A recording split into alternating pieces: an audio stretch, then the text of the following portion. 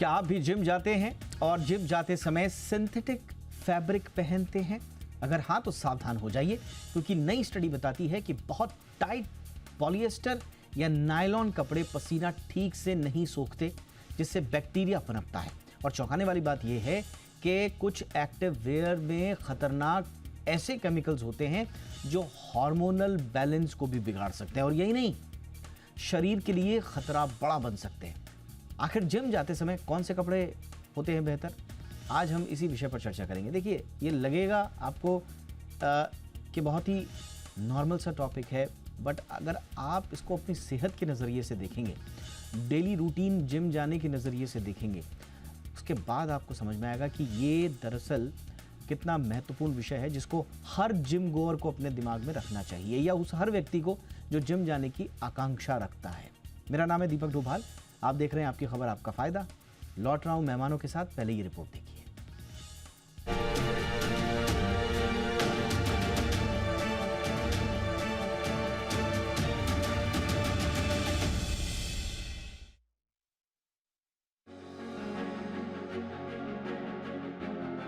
आज के trendy gym where, चाहे लेगिंग्स हों, टाइट या फिट नायलॉन कपड़े हों या फिर टी शर्ट्स, देखने में भले ही ये फिटनेस का फुल पैकेज लगते हों, लेकिन यही कपड़े अब हेल्थ रिस्क की वजह माने जा रहे हैं, क्योंकि इनमें इस्तेमाल होने वाले केमिकल्स वर्कआउट के दौरान सीधे त्वचा के संपर्क में आते हैं और आपकी सेहत बिगाड़ सकते हैं। फैशन के इस दौर में जिम वेयर भी ट्रेंडी हो गया है, लेकिन ज्यादातर जिम कपड़े पॉलिएस्टर, नायलॉन या स्पेंडेक्स जैसे प्लास्टिक फाइबर से बने होते हैं। ये कपड़े भले ही जल्दी सूखें और आसानी से स्ट्रेच हो जाएं, लेकिन इनमें मौजूद केमिकल कोटिंग्स चिंता बढ़ा रही हैं। यूनिवर्सिटी ऑफ बर्मिंघम की रिसर्च के मुताबिक वर्कआउट के दौरान शरीर का तापमान बढ़ता है और त्वचा के रोम छिद्र खुल जाते हैं। ऐसे में पसीना और कपड़ों का लगातार घर्षण इन केमिकल्स को सीधे त्वचा के संपर्क में ला देता है। यही वजह है कि अब एक्सपर्ट्स ट्रेंडी जिम वेयर को लेकर सतर्क रहने की सलाह दे रहे हैं। सबसे बड़ी चिंता PFAS को लेकर है, जिसे फॉरएवर केमिकल्स कहा जाता है। ऐसा इसलिए क्योंकि ये न शरीर में टूटते हैं और न ही पर्यावरण से खत्म होते हैं। इन्हीं केमिकल्स का इस्तेमाल कपड़ों को वाटरप्रूफ, स्टेन रेजिस्टेंस और लंबे समय तक टिकाऊ बनाने के लिए किया जाता है। रिसर्च क्या कहती है? इंडिपेंडेंट टेस्टिंग के दौरान कई मशहूर ब्रांड्स की लेगिंग्स और योगा पैंट्स में फ्लोरीन की मौजूदगी पाई गई, जो कि PFAS जैसे फॉरएवर केमिकल्स का संकेत मानी जाती है। इतना ही नहीं, कुछ स्पोर्ट्स वियर में BPA जैसे केमिकल्स भी पाए गए हैं, जिनका स्तर तय की गई सुरक्षा सीमा से कई गुना ज्यादा पाया गया। सेहत पर क्या असर है? एक्सपर्ट्स के मुताबिक PFAS जैसे केमिकल्स किडनी और टेस्टिकुलर कैंसर से जुड़े पाए गए हैं। इसके अलावा ये हार्मोन असंतुलन, थायराइड की समस्या और इम्यून सिस्टम को कमजोर करने का कारण भी बन सकते हैं। वहीं माइक्रोप्लास्टिक अब सिर्फ पर्यावरण तक सीमित नहीं है, बल्कि ये इंसानी खून, फेफड़ों, प्लेसेंटा और यहाँ तक कि दिमाग में भी पाए जा रहे हैं। डॉक्टर्स मानते हैं कि इस मुद्दे पर घबराने की जरूरत नहीं है, लेकिन बार बार और लंबे समय तक ऐसे केमिकल्स के संपर्क में रहना चिंता बढ़ा सकता है, खासकर उन लोगों के लिए जो रोज जिम जाते हैं और टाइट फिटिंग सिंथेटिक कपड़े पहनते हैं। एक्सपर्ट सलाह देते हैं कि जिम वेयर चुनते वक्त ऑर्गेनिक कॉटन, बांस या मेरिनो वूल जैसे नेचुरल फैब्रिक को प्राथमिकता दें। कपड़े खरीदते समय ओइकोटेक्स, गोट्स या ब्लू साइन जैसे सर्टिफिकेशन जरूर जांचें, जो हानिकारक केमिकल्स की सीमा तय करते हैं। नए कपड़े पहनने से पहले उन्हें धोना जरूरी है और हर वर्कआउट के बाद कपड़े बदलना आदत में शामिल करना चाहिए, क्योंकि फिट दिखना जरूरी है, लेकिन फिट रहना उससे कहीं ज्यादा अहम है। अगली बार जिम जाते वक्त एक्सरसाइज पर ही नहीं, अपने कपड़ों की सच्चाई पर भी नजर डालिए। स्टाइल जरूरी है, लेकिन सेहत की कीमत पर नहीं। ब्यूरो रिपोर्ट, जी मीडिया। बहुत ही खास मेहमान इस वक्त हमारे साथ जुड़ चुके हैं। स्वागत करते हैं डॉक्टर DM महाजन का, जो कि senior dermatologist Indraprastha Apollo hospital से हैं। बहुत बहुत स्वागत है डॉक्टर महाजन आपका हमारे शो पे। हमारे साथ पीयूष मोहपात्रा भी जुड़ चुके हैं, सीनियर प्रोग्राम कोऑर्डिनेटर हैं टॉक्सिक लिंक के। बहुत बहुत स्वागत है पीयूष जी आपका हमारे शो पे। Good evening. और हमारे साथ इस वक्त जुड़ रही हैं डॉक्टर स्मृति नासपा, जो कि consultant dermatology Fortis hospital Mulund से हैं। बहुत बहुत स्वागत है डॉक्टर स्मृति आपका भी मैम हमारे शो पे। इनफैक्ट मैम, आपसे चर्चा की शुरुआत करते हुए डॉक्टर स्मृति, ये आज तक इस तरह की ऑब्जर्वेशंस आमतौर पर लोगों के मन में आती नहीं है कि जिम जा रहे हैं, जिम वेयर में खासतौर से जो हम जिम एक्टिव वेयर का इस्तेमाल करते हैं, उसके कई हेल्थ कंसर्न्स भी हैं। अभी US में ये जो इन्वेस्टिगेशन लगभग आज से कुछ महीने पहले जब शुरू हुआ, तो उसके बाद से ये बड़ा मामला चल रहा है मैम। कितना चिंता का विषय ये होना चाहिए मैम जिम वेयर और हमारा हेल्थ का कंसर्न? आपका इस पे नजरिया मैम। ये बिल्कुल चिंता का विषय है। इनफैक्ट हम डर्मेटोलॉजिस्ट और स्किन स्पेशलिस्ट तो इसको काफ़ी टाइम से इस बात को उठा रहे हैं। As a matter of fact अच्छी बात है कि ये 4 महीने पहले बात उठी है। एनवायरमेंटल इंटरनेशनल करके एक साइंस डायरेक्ट की जर्नल 2024 में स्किन के केस में भी पब्लिश कर चुकी है। ओके। आप तो जिम वेयर की बात कर रहे हैं, मैं उसमें स्कूल यूनिफॉर्म्स के बारे में भी मेंशन्ड है, क्योंकि उसमें भी थोड़ा पॉलिएस्टर डाल दिया जाता है और उसमें ये जो सारे केमिकल्स हैं PFAS और पथालेस्ट्स होते हैं। तो उसकी स्टडी में ये था कि पहले लोगों को लगता था कि सिर्फ वाटर में जाएगा, फूड में जाएगा या सॉइल में जाएगा। उस स्टडी ने प्रूव किया कि 17 टाइप के PFAS आपके स्किन में से एब्जॉर्ब होते हैं। ना ही केवल वो स्किन में एब्जॉर्ब होकर ब्लड स्ट्रीम में जाते हैं, जितना एक्सपेक्टेड है उससे बहुत ज़्यादा 38% तक एब्जॉर्प्शन होता है। उसके साथ साथ वो स्किन में रह भी जाते हैं काफ़ी देर तक। दैट मीन्स कि आपने पहन के उतार दिया, उसके बाद भी वो स्किन में रह जाएंगे वो केमिकल्स, और धीरे धीरे वो लीच इन होंगे आपके ब्लड स्ट्रीम में। तो जैसे आपके ब्यूरो रिपोर्ट ने बताया था कि वो एंडोक्राइन डिसरप्टर्स हैं, जिससे आपकी रिप्रोडक्टिव हेल्थ में प्रॉब्लम होती है। ब्रेस्ट मिल्क में भी वो फाइंड आउट हो रहे हैं। साइड बाय साइड PFOA तो टाइप 1 कार्सिनोजन है जो किडनी और टेस्टिकुलर कैंसर में होता है। तो ये सब अब स्किन में भी लीच कर रहे हैं। तो ये बहुत ही ज़्यादा इम्पॉर्टेंट चीज़ है लोगों को समझना कि हम लोगों को नेचुरल फैब्रिक यूज़ करना ही चाहिए। और जो जिम फैब्रिक है, पॉलिएस्टर फैब्रिक है, आजकल फास्ट फैशन का जो ट्रेंड चल रहा है वो गलत है। ओके। कि इसकी वजह से आपको काफ़ी डीप लेवल तक और लंबे लेवल तक प्रॉब्लम्स हो सकती हैं। और आपने मैम बहुत अच्छा इन्फॉर्मेशन का वैल्यू एडिशन किया कि सिर्फ जिम वेयर ही नहीं, बल्कि कई रिसर्च ये सजेस्ट करती हैं कि जो बच्चों की स्कूल यूनिफॉर्म है वहाँ पर भी इस तरह के कंसर्न्स हैं। तो ये बहुत चिंताजनक हो जाता है। पीयूष जी, थोड़ा हमें बताइए सर, ये क्या है इसमें, और इसका जैसे कि आपकी संस्था का नाम ही है, उसका टॉक्सिक्स से क्या लिंक है इस पूरे मुद्दे का, और ये PFAS कैसे जिम वेयर के थ्रू या एक्टिव वेयर के थ्रू हमें डेंजर में डाल रहे हैं सर? Thank you. मैं पहले बोलना चाहता हूँ कि ये मुद्दा वेरी इमर्जिंग इशूज है PFAS, and it's not a Bharat का मुद्दा नहीं, इट्स ए ग्लोबल इशूज है। एंड हम लोग इसके ऊपर काफ़ी पहले से काम किए, we have publish many report. ये एक बहुत खतरनाक केमिकल्स है। आपने जैसे बोला गया आपका बैकग्राउंड शो में कि it's A for ever chemicals, it will not degrade. It is one of the most toxic chemicals has been defined, as well as it will not degrade. इसको forever chemicals माना जाता है। मैं इसमें बोलना चाहता हूँ ये ऑलरेडी हमारा जो PFAS, there are various categories of PFAS है, इसका बहुत सारे कंजेनर्स है, उसको काफी हद तक ग्लोबली इसके ऊपर काफी एक्शन लिया गया है। 2017 में पहले PFOS, it's a part of congener of larger PFAS group, उसको बैन किया गया under the Stockholm convention of POPs ही बोला जाता है, पॉप्स पर्सिस्टेंट ऑर्गेनिक पॉल्यूटेंट्स। उसके बाद PFAS को भी बैन किया गया, PFOS को भी बैन किया गया। अभी 3 केमिकल्स को ग्लोबली एक्सेप्टेड जस्ट पॉप्स, और भारत ऑल्सो इसका पार्टी है। तो बट भारत का भी रेटिफिकेशन नहीं हुआ इसके ऊपर, बट ग्लोबल इसके ऊपर काफी काम हो रहा है। इसको accepted as a toxic chemical, इसको काफी जगह पे बैन हो चुका है, इसको वाटर में भी मिल रहा है। तो इसका भी एक बहुत सारे गंभीर चीजें ड्रेस में ऑलरेडी डॉक्टर मैडम है बोले हैं कि काफी हद तक स्किन में जाता है। मोस्ट प्रॉब्लमेटिक है कि children they are the growing, and इस टाइम जब स्किन में जाएगा और खतरनाक हो सकता है, because it will bind with the protein. तो उसके बाद इसको निकलना is a very big problem.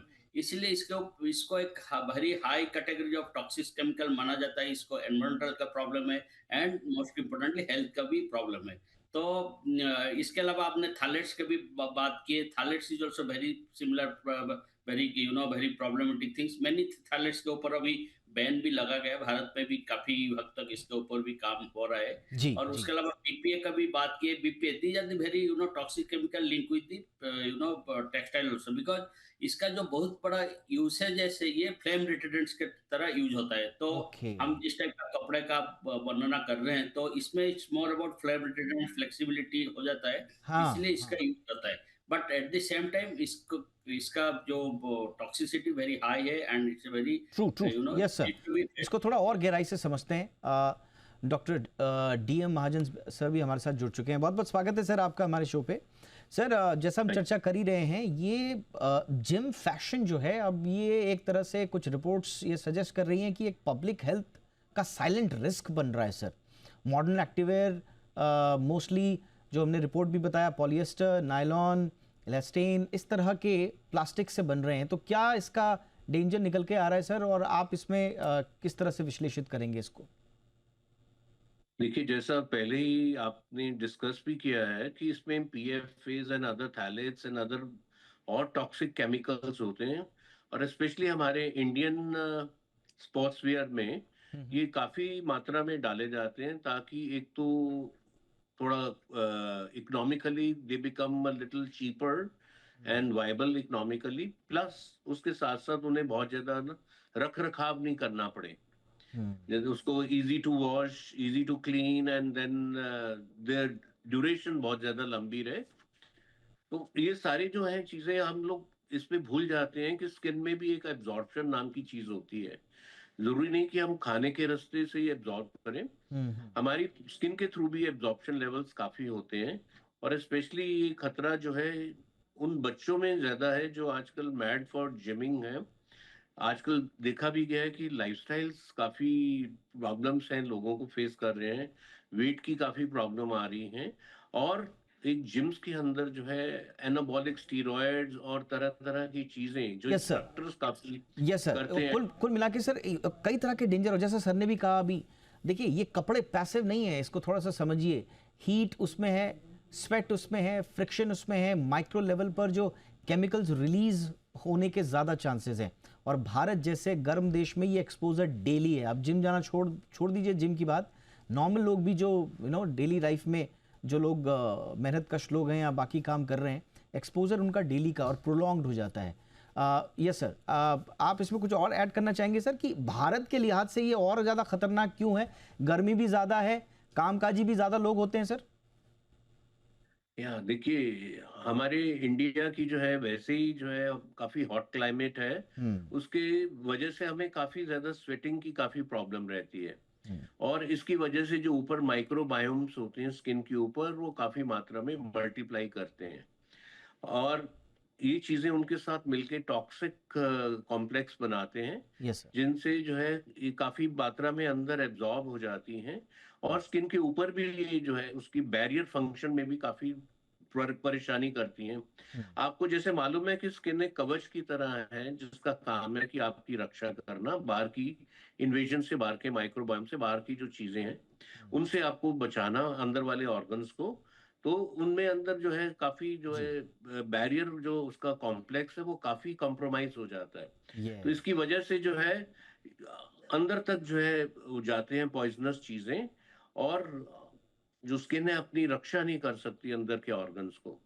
तो इसलिए जरूरी है कि हम उन कपड़ों को यूज करें जिनमें स्वेटिंग काफी कम हो। और वो किस तरह के कपड़े होंगे सर, इस पर चर्चा करेंगे एक छोटे से ब्रेक के बाद। सर मेरे साथ मेरे तीनों मेहमान बने हुए हैं, बहुत सिंपल सवाल भी अभी बचे हुए हैं, जिनको आप टाइट कपड़े पहनकर जिम जाने की ज़रूरत होती है। तो टाइट इज़ बेटर अक्सर में कहा जाता है। फंगल इन्फेक्शंस के साथ, स्किन डैमेज के साथ, क्लाइमेट का जो हम बात ही कर ही रहे हैं, तो कितना ज़्यादा खतरा बढ़ जाता है, इस पर बात करेंगे एक छोटे से ब्रेक के बाद। तीनों मेहमान मेरे साथ बने हुए हैं।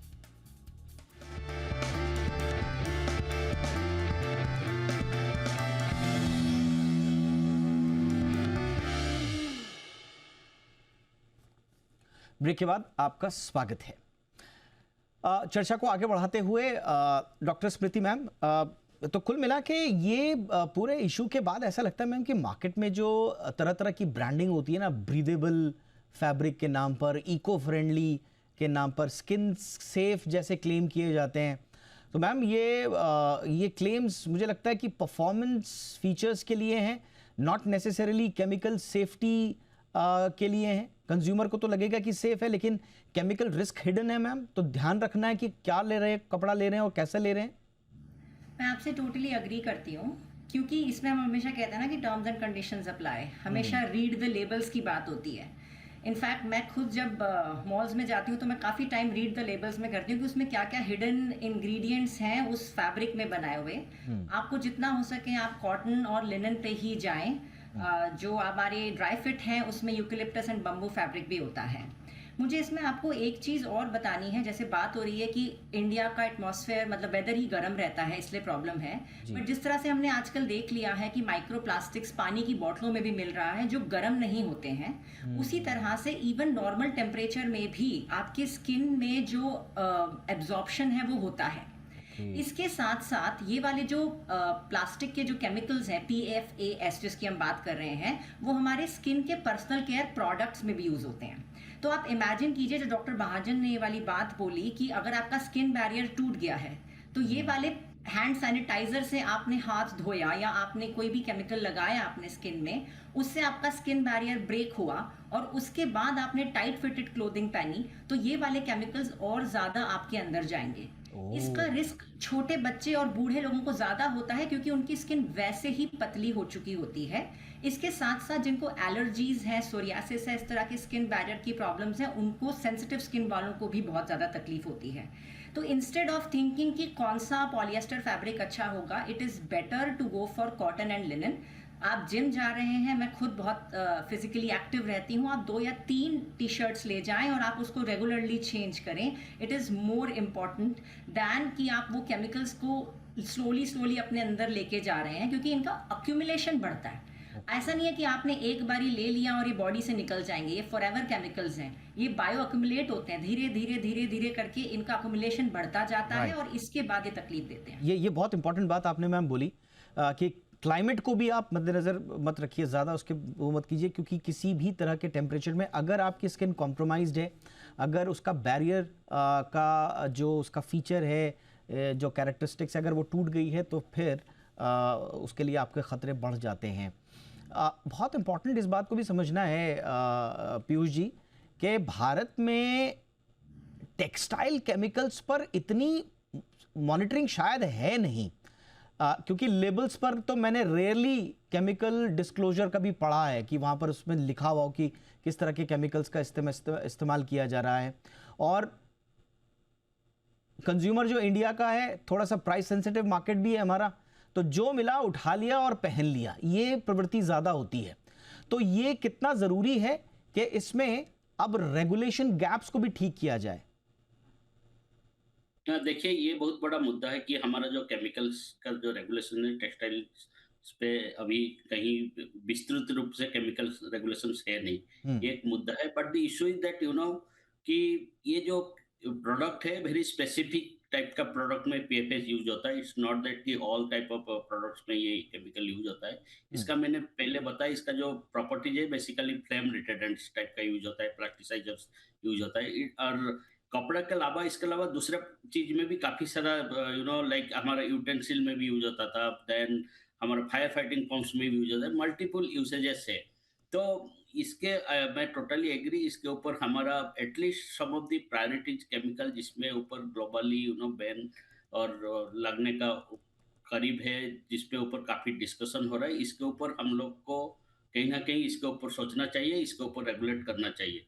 और मैंने जैसे बोला, इसके बाद ये एक मुद्दा है पहनने के बाद, उसके बाद हम जब डिस्पोज करते हैं वो भी वेस्ट में जाता है और एनवायरनमेंट को भी हानिकारक करता है, बिकॉज आप पानी टोटली कंटामिनेट हो जाता है। आप अभी देखेंगे यूरोप में $billions they are spending to decontaminate this PFAS in drinking water, because मैंने जैसे बोला मल्टीपल यूसेजेस है। तो ये कितना खतरनाक हो सकता है, बहुत at the time of use and Yes. at the same time after the disposal। तो इसका बहुत सारे एक सप्लाई चेन प्रोसेस को हमको देखना पड़ेगा। इसका अल्टरनेटिव्स है, अल्टरनेटिव्स का कॉस्ट का भी इश्यूज है, बट मैंने स्पेसिफिकली बोला कि एक पर्टिकुलर प्रोडक्ट में यूज होता है, नॉट ऑल द टेक्सटाइल्स। नहीं, बट पीयूष जी, सिर्फ PFAS की बात नहीं है। देखिए, सिर्फ PFAS की बात नहीं हो रही है। देखिए, और तरह के जो केमिकल्स हैं, अब जैसे मैं जो पढ़ रहा था, एंटी ओडर जिम वेयर के लिए आजकल आ रहे हैं, उसमें एंटी माइक्रोबियल केमिकल्स का जो ओडर कंट्रोल करते हैं उसका इस्तेमाल हो रहा है।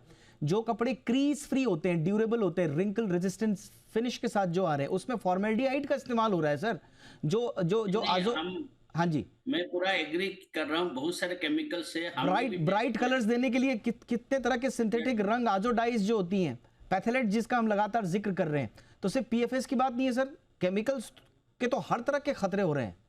नहीं, हमने केमिकल्स इन टेक्सटाइल्स के ऊपर एक रिपोर्ट निकाले। We have work with the many industry से भी बात की, हमने मीटिंग्स भी रखे इसके ऊपर। हम हमारा एक स्टडी पहले नॉन-इथेनॉल इन टेक्सटाइल उसके ऊपर भी मिला है। बाहर में नॉन-इथेनॉल बैन है जो, बट भारत में हमारा अभी कोई रेगुलेशंस नहीं है।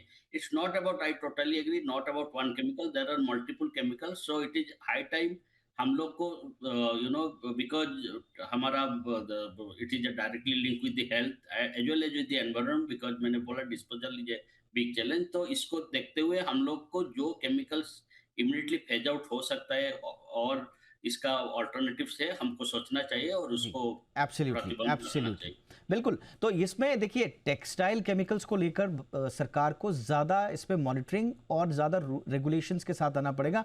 और जो मैम ने अभी शुरुआत में कहा था कि आप सारे केमिकल्स छोड़ दीजिए, पीएफ छोड़ दीजिए, माइक्रोप्लास्टिक शेडिंग तो ऑलमोस्ट हर सिंथेटिक फाइबर में हो रही है और उसका क्या आपको असर पड़ रहा है ऐसे सामने नहीं दिखेगा, इनविजिबल है, लेकिन डेली एक्सपोजर से लगातार वो आपको खतरे में डाल रहे हैं। अब करना क्या है और किस किन तरीके से हम जानकारी अपने पास रख सकते हैं? डॉक्टर डीएम महाजन सर बताइए कि अब कोई व्यक्ति अगर अपने जिम वेयर, स्पोर्ट्स वेयर या अब तो मैं तो बच्चों की यूनिफॉर्म तक को लेके आ रहा हूं जो मैम ने शुरुआत जिससे करी थी, क्या क्या चीजें ध्यान में रखनी है सर इन सब चीजों को खरीदते हुए एक आम परिवार को? देखिए, अब जैसे मुद्दा उठाया कि हमारे पास काफी पेशेंट्स आते हैं जिनके एक्ने हो गए होते हैं पूरी बॉडी पे, फेस पे, जो जिम जा रहे होते हैं और हम समझते हैं कि वो वे प्रोटीन्स वगैरह खा रहे हैं। असल में कुछ और वजह भी हो सकती है। हमें उनकी जो है जिम वियर देखना बहुत जरूरी है। एक मिनट सर, मैं थोड़ा सा इसको हाईलाइट करना चाहूंगा।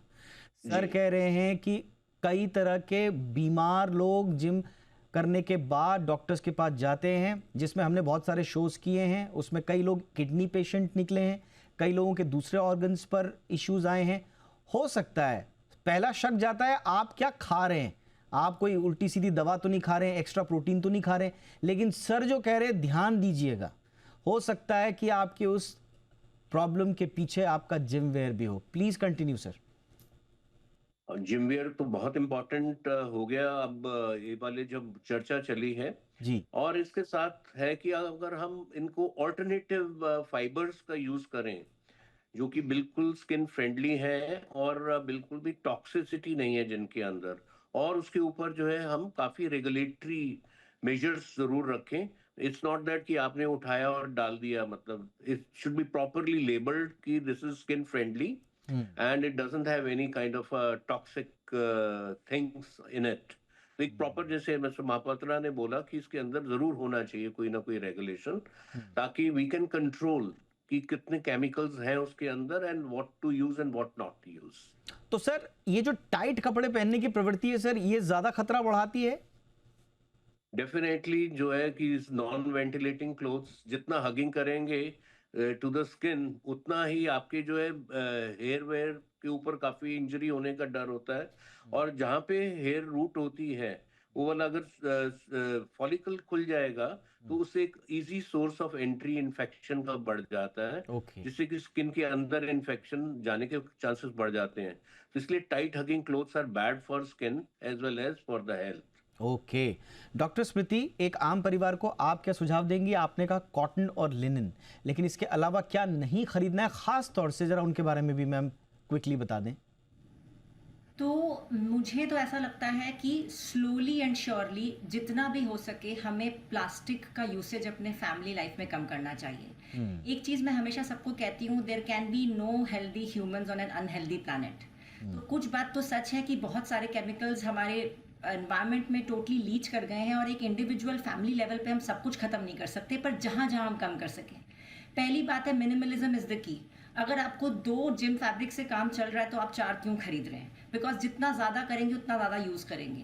That's one. सेकेंडली, आपको अपने जैसे जो हाथ हैं उसको आप जैसे हम लोग कहते हैं मॉइस्चराइज करिए, क्योंकि आपका स्किन बैरियर टूटता है। तो आप कोकोनट ऑयल सब लगा के रेगुलरली मॉइस्चराइज करेंगे तो आपका लीचन कम होगा। तीसरा, नायलॉन फैब्रिक्स और ये सारे जो हम लोग फास्ट फैशन वाले फैब्रिक्स होते हैं जिसमें कोई लेबल भी नहीं लगा हुआ होता है, प्लीज़ उधर ना जाएं और प्रॉपर ऐसी जगह से लें जहाँ पर आपको फैब्रिक का कंटेंट समझ आ रहा है।